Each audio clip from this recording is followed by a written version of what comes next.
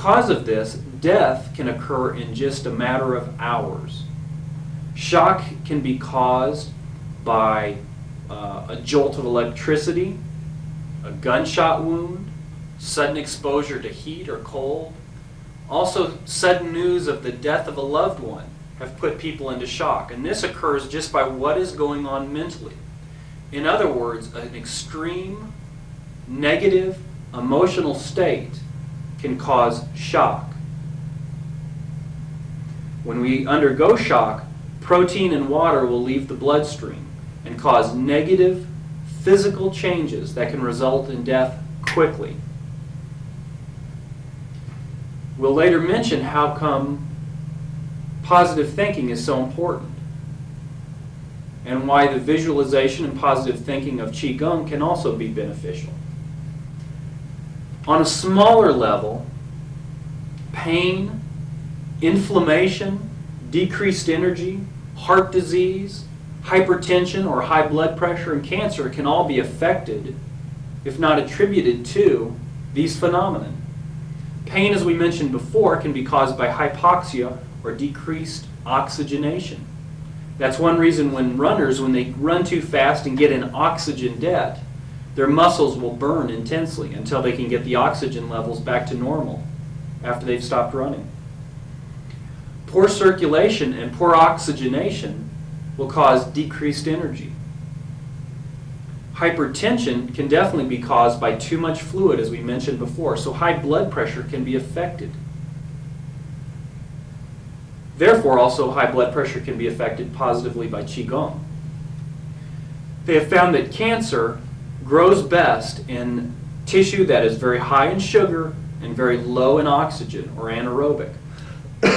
This is one reason diet, especially decreasing refined sugars, can be beneficial to those with cancer.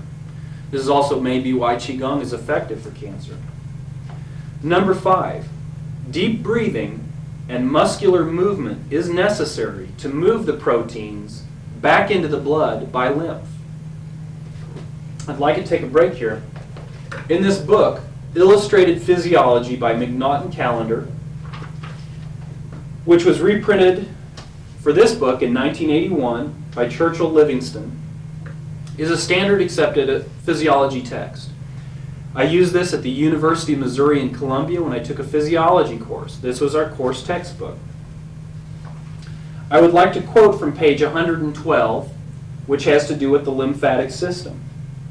Quote, "Movement of lymph towards heart depends partly on compression of lymphatic vessels by muscles of limbs, and partly on suction created by movements of respiration. Therefore, what this book has told us, that there are two things that make the lymph system move. Compression of the lymphatic vessels on our muscles, and the suction caused by respiration." So number 5, deep breathing and muscular movement is necessary to move proteins back into the blood via lymph. This is one reason why if a sick person is bedridden, they can actually become sicker. Because the lymph system, as we'll soon see, is one of the most important things with our immune system. Number 6, with the decreased electrical fields, or rather with the change in our electrical fields due to trapped proteins, and this is because of the protein's electrical charge and sodium's electrical charge, etc., etc. This will make things cluster or clump together and make it difficult for them to move. Both the proteins will clump together, the fluid will cluster into an area causing edema or swelling. This happens like if a person receives a blow to a muscle and that muscle swells up. That is edema. That is swelling caused by water being drawn to the leaked components of the blood that is leaked into the interstitium or hallways, making difficult movement. Both difficult movement of the blood, as we have seen, and also difficult movement of the fluid between the cells in the interstitium, in the hallways. All that fluid is lymph, even though it's not yet in the lymphatic system, and we'll see why in a minute. Number 7, and lastly, trapped or clustered proteins can be dissipated or spread out by correct electrical fields of varying sorts. Excess or improper electrical fields can cause the problem to get worse. Let me give you some examples. Now, these are a little bit of a generalization, but I'm using a mathematical equation here to point out an idea, but this is a bit of a generalization. Keep that in mind. Generally, or with a generalization, it can be said that the life process equals the electrical field in our body. If that electrical field in our body goes away, we will die. That's one reason they've tried to use those jumper cable paddle things to start people's hearts, even though they've found that's not very effective. If we cut off the electrical supply from our brain to our body, we will die. If we cut off the nerve to a muscle or to any organ, that muscle or organ will die. If we cut the nerves to the heart is going to act funny. So in other words, correct life process is based on the electrical field. That's one reason chiropractic has worked so well to correct problems in the body, because all the nervous system works by electrical energy, electrical impulses down nerves. If you interfere with those electrical nerves, whatever that electrical nerve goes to will start to malfunction, whether it's your heart, your liver, your large intestine, a muscle, or anything. It will malfunction. For the most part, the majority of the nervous system comes out of the spine. By keeping the spine properly tuned up, to use a slang term, those electrical impulses will continue to fire properly and the body will work better. The second equation, the electrical energy in our body equals a delicate mineral balance. We've already seen that sodium and potassium, and anyone who studied physiology will know the importance of sodium and potassium in making nerves fire. The electrical energy equals the delicate mineral balance and the proper conduction of the delicate mineral balance. Thirdly, the sodium and potassium pump equals our electrical energy. Potassium is negatively charged and sodium is positively charged. The repelling of those energies and the separation of those energies make our electrical fields. Fourthly, if you upset that balance, that equals an upset life process. That balance can be upset in several ways. It can be upset chemically, it can be upset through physical trauma, it can be upset through improper thoughts, it can be upset through malaligned vertebra causing pinching of nerves. But that upset sodium-potassium balance, or that upset electrical field, equals an upset life process. Therefore, excessive fluid or excess sodium can upset the balance around the cell, in the interstitium, or in other words in those hallways. Negatively charged proteins will draw positively charged sodium and water to them and cause excess fluid and excess sodium, which will upset the balance, upset the life process by causing an upset in the electrical energy. We already know that negative thinking can cause someone to experience shock. People have heard of the death of a loved one and gone into shock. Therefore, the importance of thinking positively cannot be stressed enough. We also see why too much sodium is bad. Cells work by electric field, and trapped proteins will shut off our generators. We also see why we will get a balance of energy when we measure the electrical fields on tissues. These tissues have electric charges that can be measured very easily. If we have trapped proteins around an area, we'll have a change in the electrical charge. We've seen that Qigong will balance out that energy, most likely by pushing out the trapped proteins and therefore drawing off the extra water and drawing off the extra sodium and allowing oxygen to flow to that tissue and allowing that tissue to heal. It draws in the good things and pushes out the bad things, basically. And that is how Qigong will help balance our energies. We see the need for good thoughts, good diet, and good exercise. We see the correctness of the biblical admonitions to love thy neighbor. If you're sitting around being consumed with hatred, you're going to be causing imbalances in your body. If you sit around and think of evil things to do, you'll do the same thing. That's why we should pray for our enemies and pray for those who abuse us and pray for our enemies and think good things for them. Dewey talks about in one of his meditations the importance of living primarily on bok choy and rice while doing the meditations in order to achieve a certain chi phenomenon. Too much meat and too much protein can upset the electrical energy in our body. Going back to the lymph system.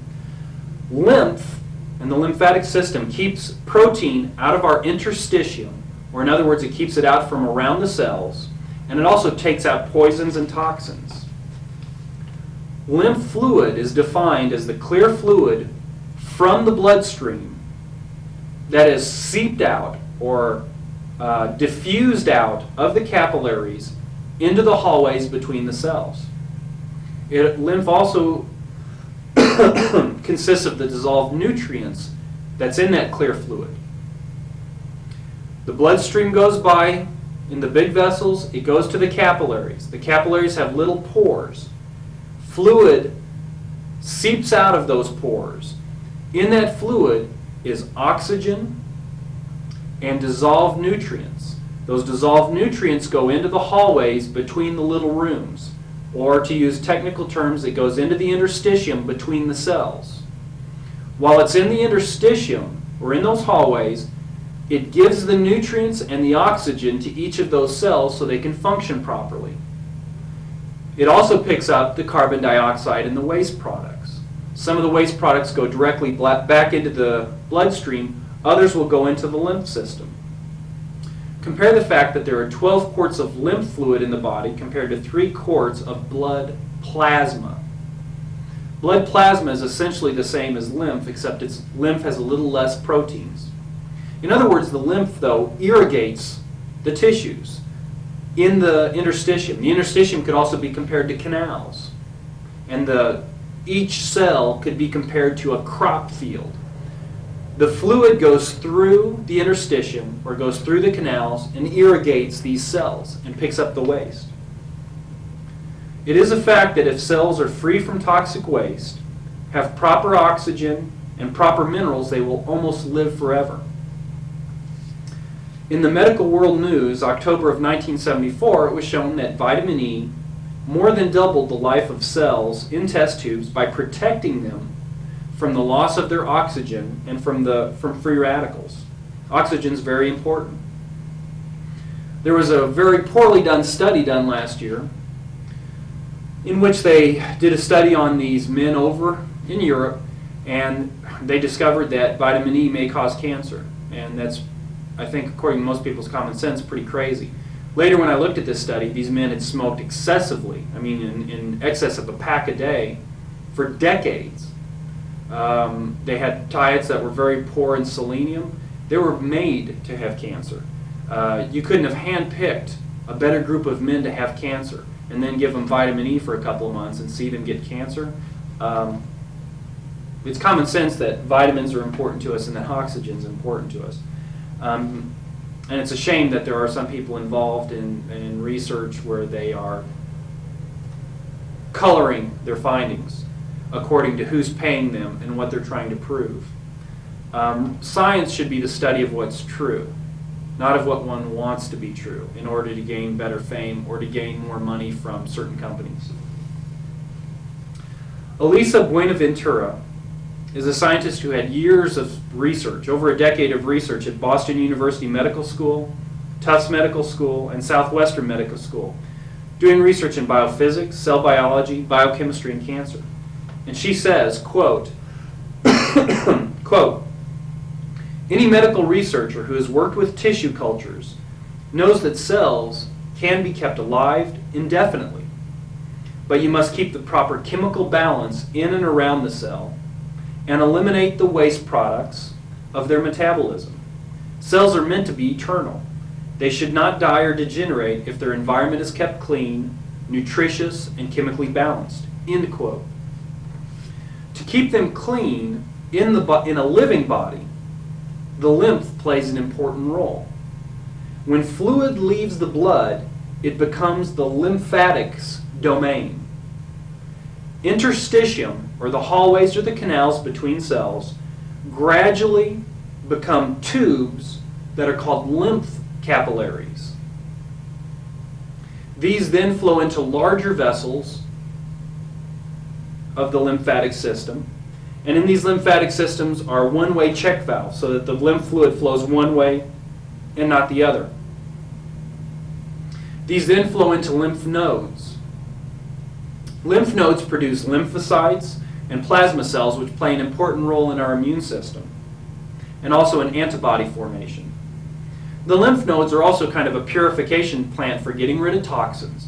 We'll get swollen lymph nodes when we have certain toxic infections, such as staphylococcus infections in our throat. Finally, all the lymph vessels, though, will come to the subclavian vein and empty into our blood system. And all that clear, nutritious fluid will be back into our blood system. However, the nutritious value of lymph is much less than blood because as it's been going through those canals, it's been giving its nutrients to the cells. If the nutrients aren't in the blood system, then it can't get into the lymph, and then it can't get into the cells. So diet and exercise play an important role to get the proper oxygen and nutrients in. Twinkies just don't have the nutrients you need. Even vitamin-fortified Twinkies. But after it's gone through those cells, a lot of the nutrients have been absorbed. So by the time it gets into the lymph vessels, the big lymph vessels, most of that nutrition is gone. But in closing, I'd like to leave you with these three thoughts. Good thoughts, good nutrition, and good exercise. Keep your electrical fields working well. See a chiropractor if you have spinal problems. And it may be a benefit to practice Qigong. Thank you. I'm Dr. R. Lindsay Anglin, and I've enjoyed being able to spread some ideas on good health to you.